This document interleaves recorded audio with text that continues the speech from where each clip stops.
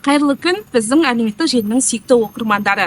Бүгінде X-тер марафоны аясында Қазақстан Ассамблеясының 30 жылдық мерейтойы және 1 наурыз Алғыс Айту мерекесіне орай ауданымыздың тұрғыны Жалғызбасты әкеміздің шаңырағына аудан орталығының мамандарымен бірге мерекемен құттықтап баратын боламыз. Сізбен бірге болыңыздар.